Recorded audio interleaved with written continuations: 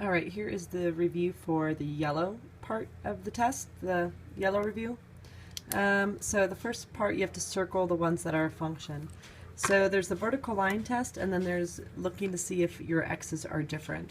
So this one does not pass the vertical line test, which means your x's are repeating twice. So for instance, for 2 and for -2, x can't repeat twice.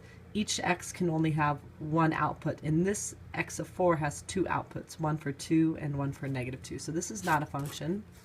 This one, same thing, my x's are repeating. So this x of 2 has a couple of different outputs, 1, 2, 3, 4, 5. So this one's also not a function. And on this one is a function because it does pass the vertical line test. So down here, is it a function again? This one's a function because from what I can see, all my x's are different. That means each x only has one output. Here, these x's repeat, so x being -1 has two outputs, and it can't, so that is not a function. And then 4, same thing, x being 0 has two outputs, and it can only have one output. So the fact that x repeats is no, this is not a function. And you're actually supposed to write not a function, so quick heads up on that. All right, next part, I'm evaluating. So again, we talked about that f of x, maybe it's easier just to look at this as y, and as y. So I'm replacing the whole thing with y. And then when you see the little numbers in parentheses, for instance, this is saying that x is a half. So I'm going to use the f function, this one, and I want to put a half in for that x. So I'm going to take half of 10 and subtract 5. And order of operations says I should do my multiplying first, so half of 10 is 5, and then 5 take away 5 is 0. So that's my answer, but the best way to write the answer is like this. Okay, my next one, so again, when you see this whole thing, this is y. So I'm going to go to this function, and I want y to be 18. So 18 is going to be going here with all of this. And again, in this one I want to solve for w, so I want to work backwards in the order of operations. There is no addition subtraction, but there is some multiplication division. So I'm going to move the 2 by dividing by 2. And that's going to give me 9 equals 3 to some power. And at this point, I'm going to deal with the exponent. So I'm going to have to ask myself, 3 to the what power gives me 9? Well, that's the second power, and I can test that out on my calculator. So this is one way to write the answer, but what I'm looking for is for you to replace that little w with the 2 and write it like this. So I'm going back to the original problem, and I'm putting my solution in there somehow. So the fact that I got 5, I add it at the end of this. The fact that I got 2, I put it in for w. And so in essence, again, I'm writing the original problem over. So this, when I look at it, I want the x to be 0. So I'm going back to this function. And I'm going to take 10 times 0 and subtract 5. So order of operations says I multiply first, that's 0, subtract 5, and I get -5. And I'm going to take that and add it to my original problem. And this is the correct way to write the answer. Next one, so x, if f of x is 70, and again, this whole thing, that's the same as y. So I'm going to go to this problem, and I'm going to put 70 in for there. And I'm just going to work backwards in the order of operations. So first I'm going to move any addition, subtraction. I'm going to add 5. So some of us like to put the line in there. That gives me 75. And now I'm going to move the multiplication division, so since they're multiplying by 10, I'm going to divide by 10. And then with my calculator, I'll see that x is 7.5. And again, I'm going to take this and put it back into the original problem. I'm going to put it right in there. So the correct way to write the answer is like this. All right, the next one, same problem. So find x if f of x, which is just y, is 45. So same problem. 45 goes in right there. And I'm going to solve for x. So again, solving means I work backwards in the order of operations. So first I move the addition subtraction. I'm going to add 5 since they subtracted by 5. Gives me 50, and over here is 10x. And now I'm going to move the multiplication division, and since they're multiplying by 10, I'm going to undo that by dividing by 10. And when I'm done, I get x is 5. And again, this x is going to go right in what it was before I crossed it off. So the rate to write the answer is my function. If x is 5, my answer would be 45. And the last one, again, when it's in the parentheses, I want, in this case, t to be 8. So 8's just going to go in there. And here I'm evaluating, whoops, 8's supposed to go in there. So I'm just going to follow the order of operations. So first parentheses, that gives me 5. And then it's basically that 2 times 5. So when I'm done, I get 10. And again, I'm just going to put this with the original problem.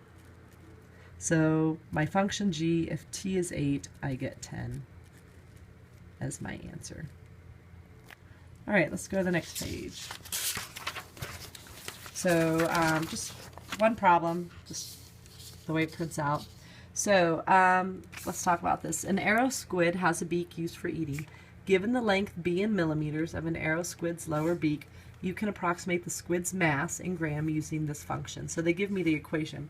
So before we start going to the parts of the problem, just figure out what m means. So m is the mass in grams,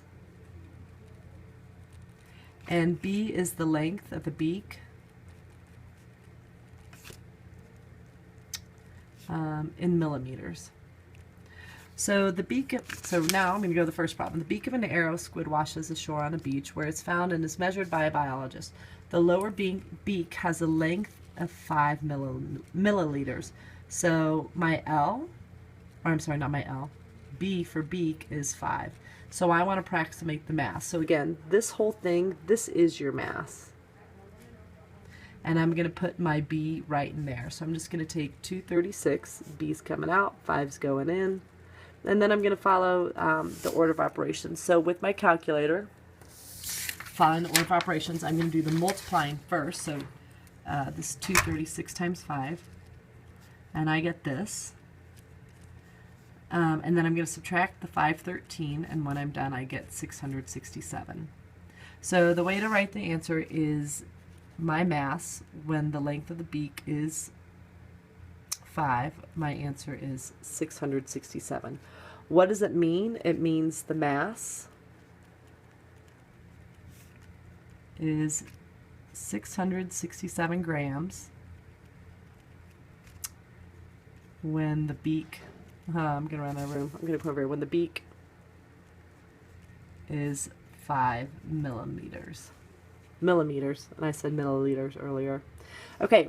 To the nearest tenth of a millimeter, how long is the lower beak? So we're going to have to figure out what B is of an arrow squid with the mass. So this time the mass is 1,100 grams.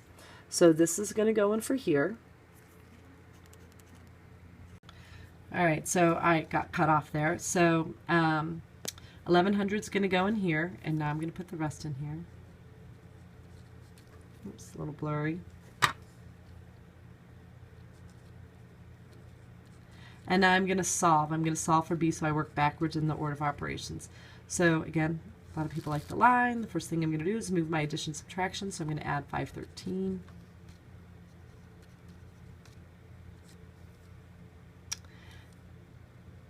And then over here I get 1613 with this.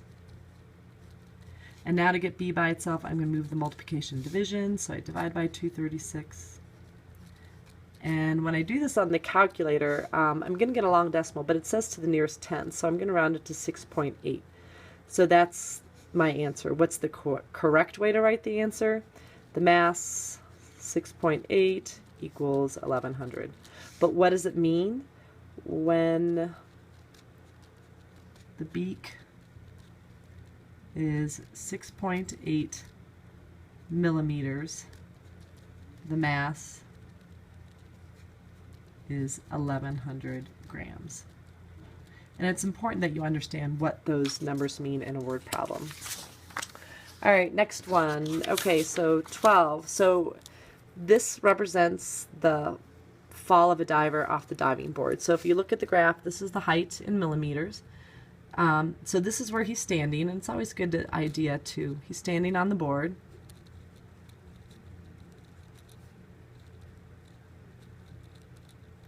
And then he jumps off. This is the height in millimeters. And when we get here, this is where he hits the water. I'm going to abbreviate water. And in this, you will need to note the starting point. So this is 0, 4. You need this high point. So when I did this, I said it was 1.5 for x, and then for y, I said it was about 6.2. I want to know where it hits the x-axis. That's an important one for this problem. So that's 4, 0. And then technically, since he's on the diving board, it's not going to be infinity. He's actually going to end. So I'm going to say that this is about 5, I don't know, 5, -6. Okay, it's not an arrow, it's a dot. So when is the function positive? Remember, positive means above the x-axis. So as I go from left to right, he's above the axis from 0 to 4. So I'm going to write the answer like this. 0 is the official start. Whoops. X here. I'm going to underline it, and then he ends at 4. But 4 is a shared point, so I won't underline that. So what does it mean? So from 0 to 4 is, let's see. So I have some of these written down, so I'm going to just show that answer. It just means for the first 4 seconds, he was out of the water. So that's what you write down. So pause it, write that down, then you can come back to the next part. Next one. So when is the function negative? So that's below the x-axis. So when is it below? Going left to right? Well, here's it's above, and then I get to here and it's below. So it's from 4 to, I think that's 5. Is that 5? Yeah, 4 to 5. And you can underline with 5 because that's where it's ending. So what does that mean? It means after 4 seconds. Oh, so I would just say after 4 seconds. Or you could say from 4 to 5 seconds.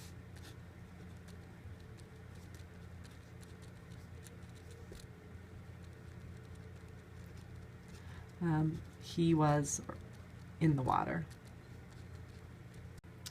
All right, got a little cut off there, but picking up on the next problem. So what is h of 0? So remember, 0 in the little parentheses, that's like x. The x-axis is time. So when the time is 0, 0, 4. So h of 0, looking on the graph, again, when the time or x is 0, I have my point here at 4. And what does that mean? It means, so I'm going to show this just for sake of time. It means he was standing on the diving board at a height of 4 meters because no time has passed. So he hasn't gone off the diving board yet. He's just standing there and his height is 4 meters. Okay? All right, the next one, the point 40 is on the graph. What does that mean? Well, here's 40, and we already wrote earlier that that's where he hits the water. So what I wrote here is after 4 seconds, he entered the water. And remember, you can pause and write that down and then pick up where you left off. So the next question is, what's the average rate of change from 1 to 4? So remember, these are the x values. So if x is 1, what's y? And if x is 4, what's y? So looking at my graph, if x is 1, I'm going to say my y is, that's about 6. And then if x is 4, then we already wrote that one, that's 0. So then I'm going to subtract my y's over my x's. That's average rate of change, it's slope. So I've decided to go 6 minus 0 for my y's. And that means I'm going to have to do 1 minus 4 for my x's. So I get 6 over -3. That just simplifies to -2 or -2 over 1. But it says write in correct units. So the top is my y's, and y is the height in meters. So it's it's 2 meters. And then the x is the time, that's seconds. So what does that mean? It means his average rate of change was 2 meters per second. And it's negative because he's going down into the water. And it should be going down. I mean, that's a negative slope overall from one to the other. Okay? All right, next problem. So we're going to be doing 13 in class just because of the adjusting of the window. So I'm going to wait for class on that one. So let's go to the next part, 15, 16, 17. So first, describe the recursive pattern in words. So the first part, he is going up by 3. And so what I want to say is add 3 each time. On the next one, we're going up, but this time we're multiplying, and we're multiplying by 4. So that's what I want to say is multiply by 4 each time. And the next one, oh, here's the challenge. This one took me a while. And it did take me a while, but what I found out was to get this term, I took 1 to the 3rd power. On this one, I took 2 to the 3rd power. On this one, I took 3 to the 3rd power, and on this one I'm taking 4 to the 3rd power. So my rule is I'm taking each term to the 3rd power. And it doesn't ask me to find any future terms, just to write the sequence in words. Alright, so the next one, what I did is they want me to find the first 5 numbers starting with 1, and so I got these set up. So maybe take a moment and do that. But the idea is I'm going to put 1 in here, 2 in here, 3 in here, 4 in here, 5 in here, and I'm going to get my answer. So, and then I'll describe the pattern word into words. So first just putting 1 in there, so oops, putting 1 in there. So that's 2, and 2 minus 1 is 1. And then I put 2 in there, and that's 4, and 4 minus 1 is 3. And I'm going to go one more time. So multiplication, that's 6. 6 minus 1 is 5. So at this point, I'm seeing the pattern that they're always adding 2. So rather than continue this, I'm just going to continue to add 2 up here. And so describe the pattern in words, add 2 each time. So on this one, again, I'm going to put 1 in, 2 in, 3 in. So, and remember, do the exponent first. So 1 squared is 1, and 1 times 3 is 3. 2 squared is 4, and 4 times 3 is 12. And then put 3 in. 3 squared is 9, and 9 times 3 is 27. And here I wasn't actually able quite to figure out the pattern. I mean, I know what the pattern is, but if you're just looking recursively, it's very tough to see. So I'm going to continue. So 4 squared is 16, and 16 times 3 is 48. And then, last one, 5 squared is 25, 25 times 3 is 75. So what's the pattern? The best I can do is actually just go up here and write what I'm doing. The pattern is square, that's the 2nd power, each term number, then multiply by 3.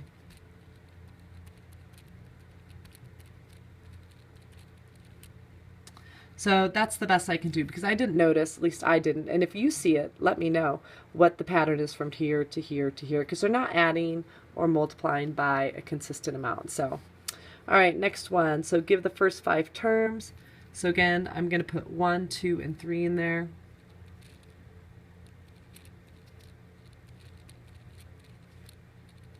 And I follow my exponents, so that's 3. 3 times negative 2 is negative 6. I'm going to put 3 squared, that's 9. 9 times 2 is negative 18. That's 27. 27 times negative 2 is negative 54. And here I can see the pattern. What they're doing is they're always multiplying by 3. So I can go to my calculator and just continue that. So multiply the next one by 3. Oops, sorry. And multiply that one by 3. And what is that? 486. So the recursive pattern is multiply by 3 each time. Okay, so here a simple recursive pattern. This one, not this one though, so I actually had to go up here and figure out the pattern. So is it arithmetic, geometric, or neither? Arithmetic is always adding, so this is arithmetic. How do I know? Adding each time. This one is neither, because geometric is multiplying each time, and that's definitely not happening. They're not multiplying the same number each time. And then here, this is multiplying by 3 each time, so that makes it geometric. So it's multiply by 3 each time. So adding each time or subtracting is arithmetic, and multiplying is geometric. All right. So this is just all average rate of change. So for f of x, what would be the average rate of change between x is 1 and x is 3? So again, what I have to do is find the y coordinates. So I'm going to use this function. So x is 1, it's going to go in here. And so I'll be taking 3 times 1 squared minus 5. And then I'll do the same for 3. 3 times 3 squared minus 5. So order of operations, I should do the exponent first. That's 1. Then I multiply. 1 times 3 is 3. So this is right now I'm at 3, and 3 take away 5 is negative 2. And then putting the 3 in, exponent 3 squared is 9, and 9 times 3 is 27. And then 27 take away 5, that's 22. And now I'll do my slope stuff. So it's the y's, I'm going to subtract this way. And then my x is 3 minus 1. So here I'm going to add the opposite, and that actually gives me 24. And down here I get 2, so when I'm done I get 12. That's my average rate of change. So next one, same thing, except I'm going to use this function. So if t is 2, what's the y? And if t, which is also x, what's the y? So I'm just going to put 2 in here and 4 in there. So 2 times 2 minus 3, and 2 times 4 minus 3. So that's 4. 4 take away 3 is 1. That's 8. 8 take away 3 is 5. And now I'm going to subtract. I'm going to go this way. So 5 minus 1, which means I do the x's the same way. And when I'm done, I get 4 over 2. And again, I can just simplify that to 2. And the last one, so this time I'm putting decimals in there, which you'll want your calculator. So if w is 1.2, or which is x, what's the y? And if x or w is 3.2, what's the y? So I'm going to go to my calculator for this one, and I'm just going to type it in. So 2 times 3 exponent key 1.2. And boy, I get a long number, so let's just round that to 7.5. And then I'm going to do the same, and this time I'm going to put in the other one, number, so 2 times 3 exponent 3.2, and I'm going to make that 67.3. Alright, so subtract the y's. So subtract this way, and that means I have to subtract that way, same way. So the bottom, that's simple, that's 2, but you can use your calculator. Otherwise, subtracting my numerator, 67.3 minus 7.5, I get 59.8. And even on this one, you know, I divided the other ones. I'm just going to keep up with that. Oops. I'm going to take that 59.8 and divide it by 2. And when I'm done, I get 29.9. So that's my average rate of change. All right. Let me go see what time it is. Okay, I got a little bit of time here. So, so this is elevation, hundreds of feet. This is time in hours. And I'm going to go ahead and mark some of these points. So that's 0, 0. This is 210. This one is 310. That's 515. That's 615.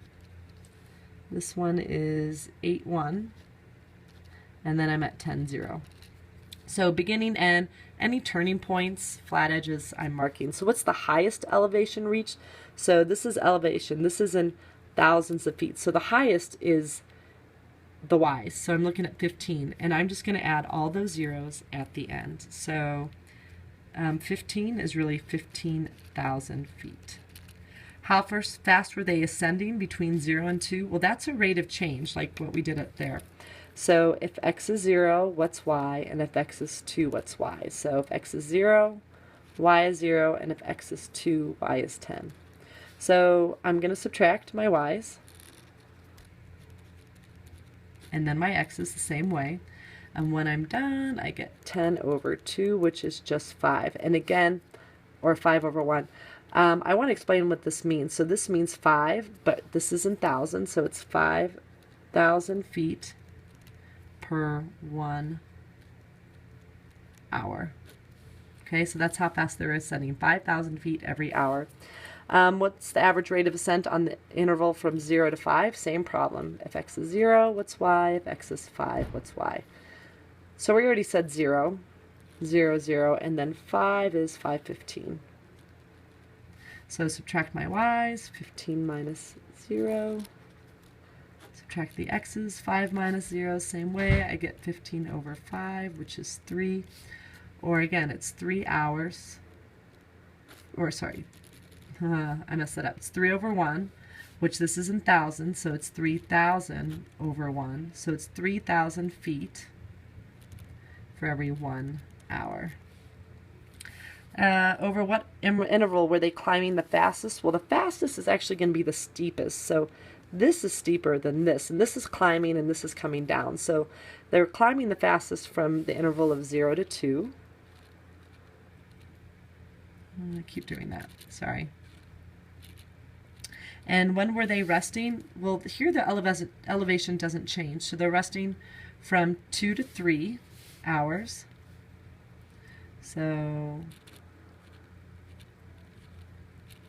and then they're resting here again, and that's from 5 to 6 hours.